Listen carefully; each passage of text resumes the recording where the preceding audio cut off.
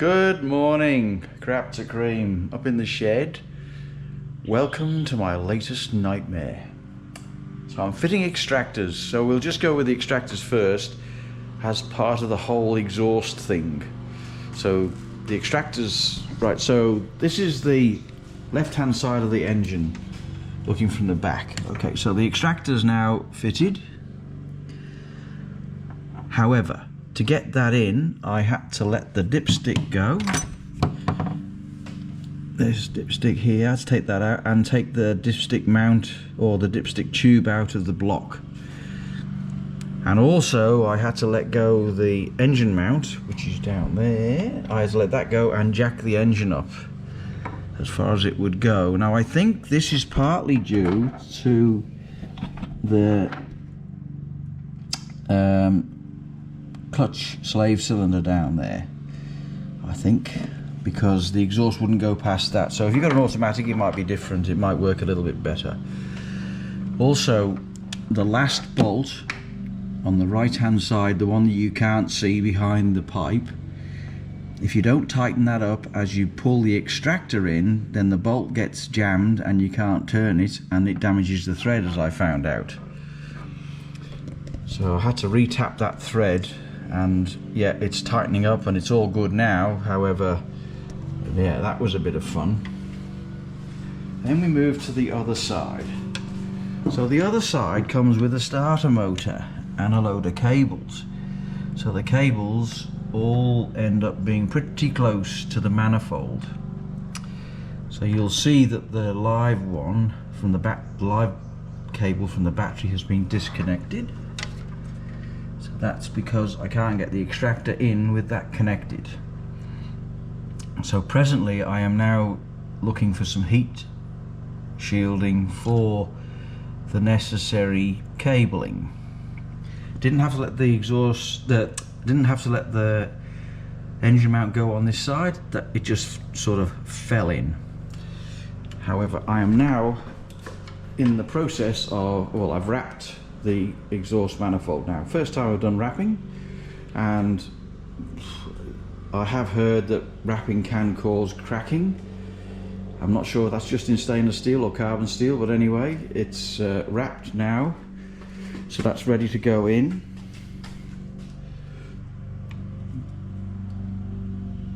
Pretty happy with that. So if I put the heat sheath on the heat shielding on the cables, and I've done that to the exhaust manifold. This is the one that matters, this one not so much, but yeah, it's all pretty tight, pretty good. So that's to go in next, and then I will then have to work on the exhaust, which is going to be no end of fun, as I can see. Good morning. This is just a quick how-to session on tightening up the crankshaft pulley nut on a Range Rover Classic. So this one actually has a starter dog on it, which is unusual, and I'm sure a lot of people won't know about what it is. So there's a starting handle that goes in there and goes into the end of the crankshaft pulley, which you can't see now because I've got the socket on there, but it's in there. Goes through the gap in the radiator underneath there, and then you can crank the engine over. Wouldn't like to try it with a 3.5 litre engine, but anyway.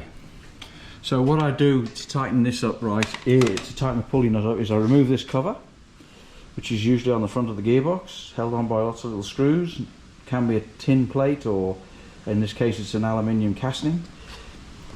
Then I get a large screwdriver and I put it into the starter ring like so.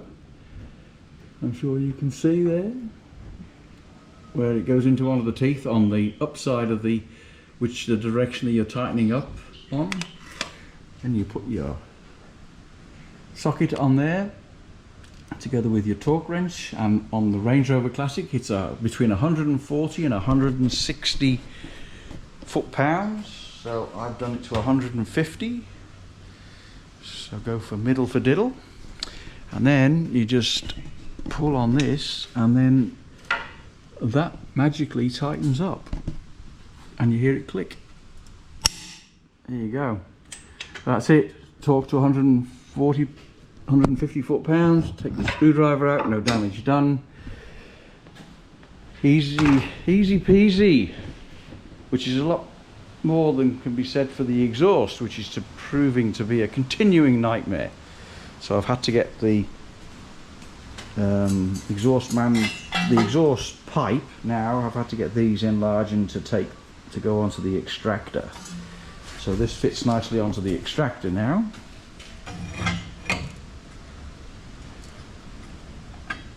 It's a nice neat fit on there. So I will put a couple of cuts in that so I can clamp it on.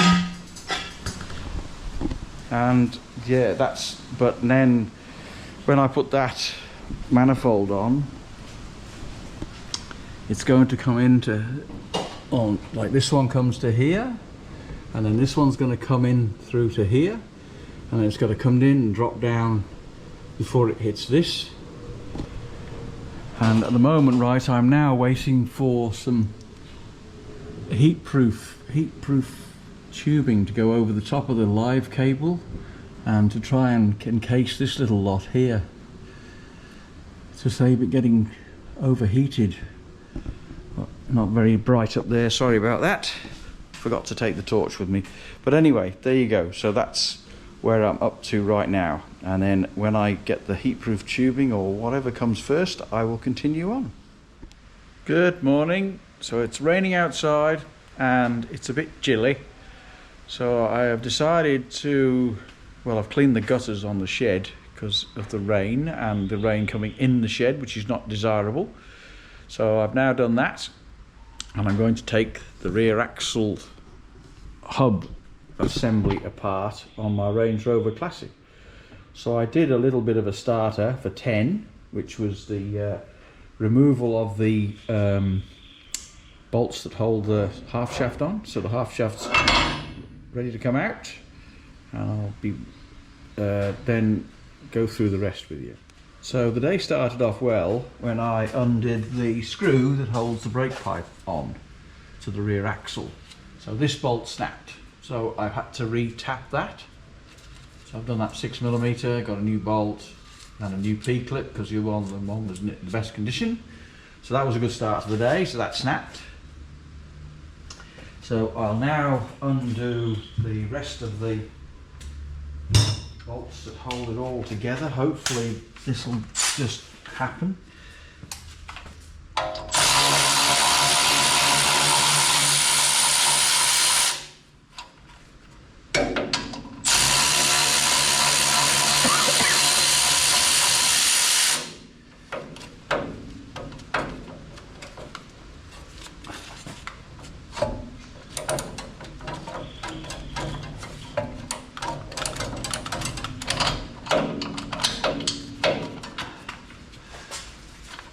So that was a suitably tight fit between the spring and the axle, as you would expect. To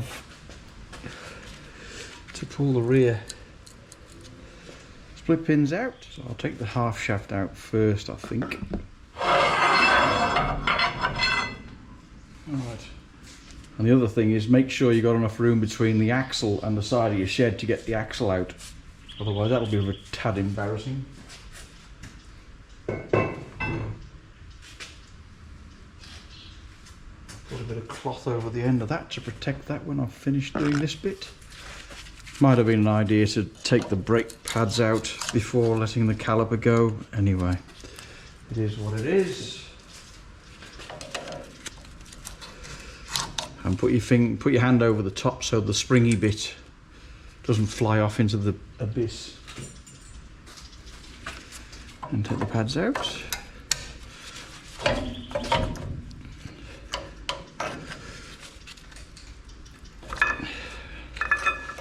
There you go. That's that. And then we can lift that up and put that up here. Because I'm not taking... I might take this off and paint it like I've done the other side so it all looks the same.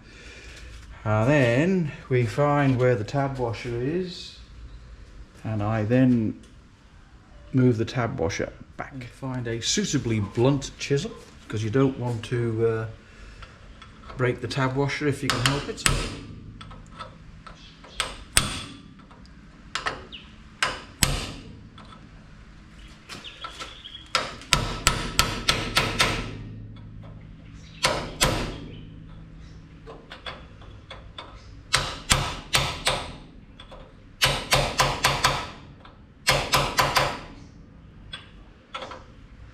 Well, this tab washer, as you would come to expect with this car, is not in the best of nick.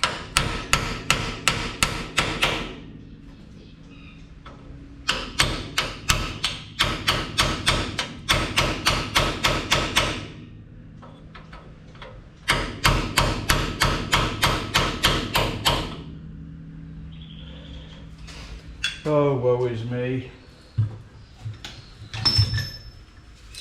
And I get my 52mm socket with its, well, all its bits and pieces on it, so that it just goes down to 1/2 inch.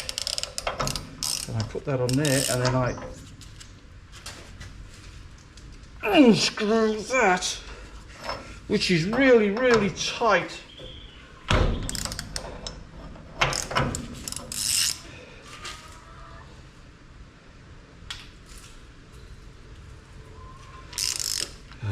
Lord of life.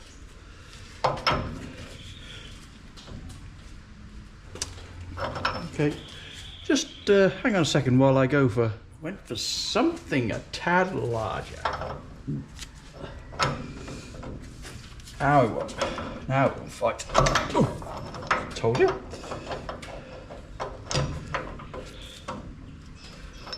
There we go.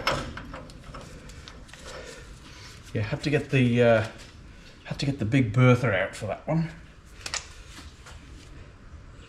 So definitely, yeah, that one was a lot tighter than the other one was.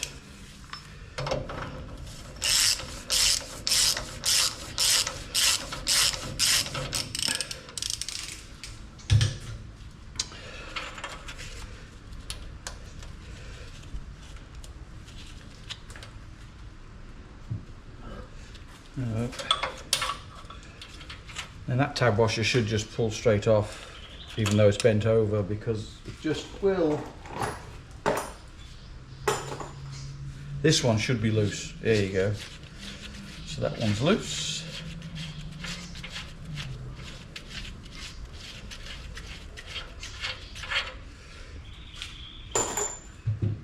So I always find it easier to encourage the outer one to come out first with the spacer, so that you don't drop it on the floor, just in case you want to use it again. And then the hub will magically just come off like that. Oh, look at that picture of joy. Okay.